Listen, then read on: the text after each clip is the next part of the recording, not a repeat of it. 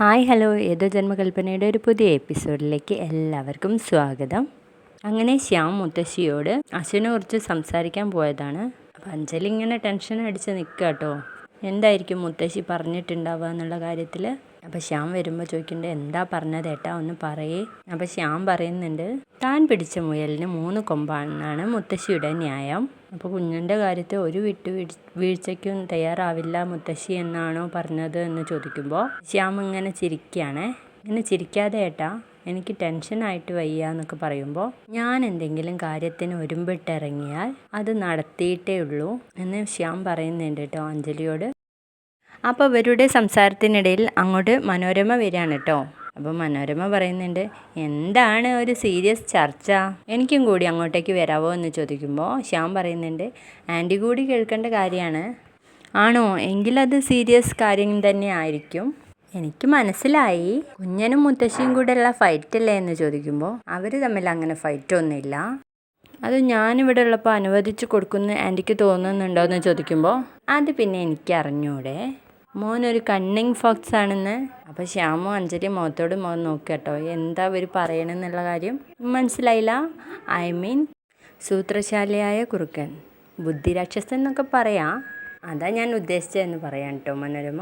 അല്ല ശ്യാമോനെ, എന്നിട്ട് അമ്മ കല്യാണത്തിന് സമ്മതിച്ചോ എന്ന് ചോദിക്കുമ്പോൾ, കല്യാണത്തിന് അങ്ങനെ സമ്മതിച്ചിട്ടൊന്നുമില്ല, ലാവണ്യയെ ഇവിടെ കൊണ്ടുവന്ന് താമസിക്കുന്നതിൽ വിരോധമില്ല എന്ന് പറയുമ്പോൾ മനോരമ പറയുന്നുണ്ട്, ഹൗ ഇറ്റ്സ് പോസിബിൾ, ഇതിൻ്റെ ആവശ്യം എന്താ, 4 പീപ്പിൾ അറിഞ്ഞാൽ നമുക്ക് പപ്പി ഷെയിം ആവില്ലേ എന്നൊക്കെ ചോദിക്കുന്നുണ്ട് കേട്ടോ. അപ്പോൾ ശ്യാം പറയുന്നുണ്ട്, അശ്വിൻ ലാവണ്യയുടെ കൂടെ പോയി കഴിയുന്നത് നമുക്ക് നാണക്കേടല്ലേ, അത്ര തന്നെ നാണക്കേടില്ലല്ലോ അവൾ ഇവിടെ വന്ന് താമസിക്കുമ്പോൾ. പിന്നെ മുത്തശ്ശിയുടെ അനിഷ്ടങ്ങളൊക്കെ അറിഞ്ഞ് പ്രവർത്തിക്കാൻ അവൾക്ക് മനസ്സിലാകും, മുത്തശ്ശിയും അവളെ ഇഷ്ടപ്പെടാൻ ശ്രമിക്കുമായിരിക്കും എന്നൊക്കെ പറയുന്നുണ്ട് കേട്ടോ.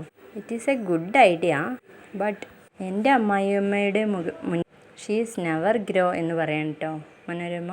അപ്പോൾ അഞ്ജലിയും പറയുന്നുണ്ട്, അവളിവിടെ വന്ന് താമസിച്ചു കഴിഞ്ഞാൽ ഇതിനേക്കാൾ വലിയ പ്രശ്നമുണ്ടാവുമോ എന്നാണ് എനിക്ക് പേടി എന്ന് പറയുമ്പോൾ ശ്യാം പറയുന്നുണ്ട്, ഏയ് അങ്ങനെയൊന്നും ഉണ്ടാവില്ല, ഇതേക്കുറിച്ച് ഞാൻ അളിയനോട് കൂടി ഒന്ന് പറയട്ടെ എന്ന് പറഞ്ഞിട്ട് ശ്യാം അവിടുന്ന് എണീറ്റ് പോവാണ് കേട്ടോ.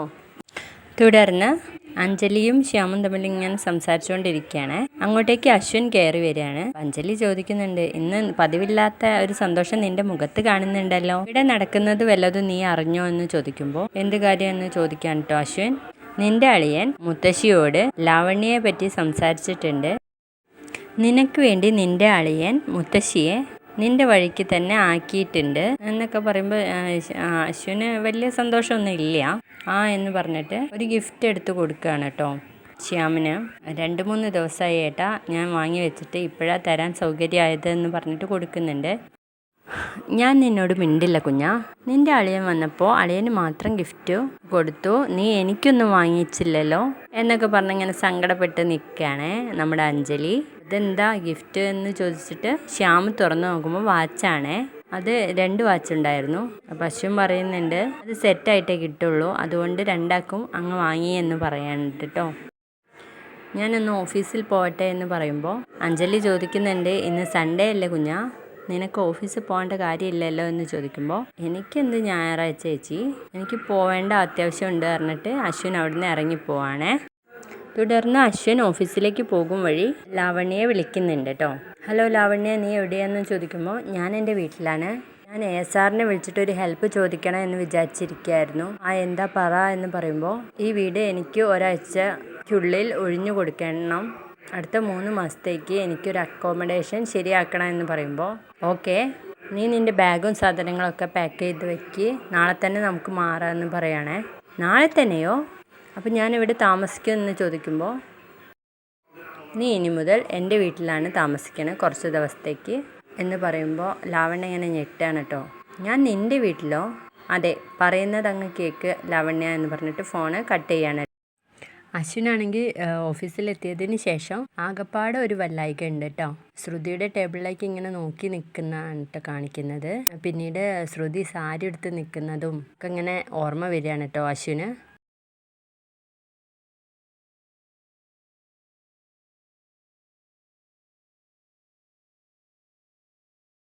ശ്രുതിയെ അവിടെ കാണാത്തതിൽ ആകെ ഒരു വെള്ളായിക കാണിക്കുന്നുണ്ട്. പിന്നെ സെക്യൂരിറ്റിയെ കാണുമ്പോൾ ആ ടേബിളിൽ എന്താന്ന് ചോദിക്കുകയാണേ. അത് ശ്രുതി മാഡം മറന്നു വെച്ചിട്ടില്ല, കൃഷ്ണവിഗ്രഹമാണ് എന്ന് പറയുമ്പോൾ അത് എത്രയും പെട്ടെന്ന് അവർക്ക് എത്തിച്ചു കൊടുക്കണം എന്ന് പറയാൻ കേട്ടോ അശ്വിൻ. ഇന്ന് സൺഡേ ആയതുകൊണ്ട് ഇവിടെ ആളില്ല, നാളെ തന്നെ ഏർപ്പാടാക്കാം എന്ന് പറയാൻ കേട്ടോ സെക്യൂരിറ്റി. ഓക്കെ എന്ന് പറഞ്ഞിട്ട് അശ്വിൻ്റെ ക്യാബിനിലേക്ക് പോവാണേ. അപ്പോഴാണ് നമ്മുടെ ശ്രുതി ഓഫീസിലേക്ക് കയറി വരുന്നത്. അതിൽ തുറക്കുമ്പോഴേ നമ്മുടെ ശ്രുതിക്ക് ആകപ്പാടെ ഒരു ഭയം. എന്നിട്ട് സ്വന്തമായിട്ട് പറയുന്നുണ്ട്, ശ്രുതി ലക്ഷ്മി, എന്തിനാണ് നീ ഇങ്ങനെ പേടിക്കുന്നത്? ഞാനൊരു കാര്യം എടുക്കാൻ വന്നതല്ലേ, അതെടുത്തിട്ട് പോകണം, അതിനെന്തിനാ ഇത്ര പേടിക്കുന്നതെന്നൊക്കെ മനസ്സിലിങ്ങനെ വിചാരിക്കുകയാണ് കേട്ടോ. ഇന്നെന്തായാലും കടലമുട്ടായി ഉണ്ടാവില്ല, ഞായറാഴ്ച ആയതുകൊണ്ട്. അതുകൊണ്ട് ഇവിടെ വഴക്കൊന്നും പറയാൻ ആളില്ല. എങ്കിലും ആ സെക്യൂരിറ്റി എവിടെ പോയി? അയാൾ വരുമ്പോൾ വരട്ടെ എന്ന് പറഞ്ഞിട്ട് കൃഷ്ണവിഗ്രഹം എടുക്കട്ടെ എന്ന് പറഞ്ഞിട്ട് ഒറ്റ പോക്കാണ്. അതിൻ്റെ ഇടയിൽ അശ്വിൻ ഉണ്ടായിരുന്നൊന്നും ശ്രുതി ശ്രദ്ധിക്കുന്നില്ല കേട്ടോ. അശ്വിൻ ശ്രുതിയെ കാണുമ്പോൾ ഇങ്ങനെ അന്തം വിട്ട് നിൽക്കുകയാണേ. ശ്രുതിയുടെ ടേബിളിലെത്തിയപ്പോഴേക്കും വെറുതെ ഒന്ന് ബാക്കിലേക്ക് തിരിഞ്ഞു നോക്കുകയാണ്. എൻ്റെ ഈശ്വര, ഈ കടലമുട്ടായി എന്താ ഇവിടെ? ഇന്ന് ഞായറാഴ്ചയല്ലേ, എന്നിട്ട് എന്തിനാ ഇവിടെ വന്നത്? എന്തിനാ നീ ഇവിടേക്ക് വന്നത് എന്ന് ചോദിച്ചപ്പോൾ ബഹളം ഉണ്ടാക്കോ, എൻ്റെ കുട്ടികൃഷ്ണ എന്നെ രക്ഷിക്കണേ എന്നൊക്കെ പറയുന്നുണ്ട് കേട്ടോ. അപ്പോൾ സെക്യൂരിറ്റി അങ്ങോട്ടേക്ക് വന്നിട്ട് ശ്രുതിനോട് ചോദിക്കുന്നുണ്ട്, എന്താ ശ്രുതി മാഡം ഇവിടെ എന്ന് ചോദിക്കുമ്പോൾ എൻ്റെ ഒരു കാര്യം മറന്നു വെച്ച് പോയി ഏട്ടാ. അശ്വിൻ സാർ പറഞ്ഞിരുന്നു ശ്രുതി മാഡത്തിൻ്റെ അടുത്ത് അത് എത്തിക്കണമെന്ന്. ഇന്നിവിടെ ആളില്ലാത്തത് കൊണ്ടാണ്, നാളെ തന്നെ എത്തിക്കാമെന്ന് പറഞ്ഞിരുന്നു. അത് ഇപ്പോൾ ഞാനെടുത്ത് മാറ്റി സ്റ്റോർ റൂമിൽ വെച്ചിട്ടുണ്ടെന്ന് പറയണേ. അപ്പോൾ അശ്വിൻ പറയുന്നുണ്ട് ശ്രുതിയോട്, മിസ് ശ്രുതി ലക്ഷ്മി, എൻ്റെ ക്യാബിനിലേക്കൊന്ന് വരൂ, എനിക്ക് കുറച്ച് സംസാരിക്കാം.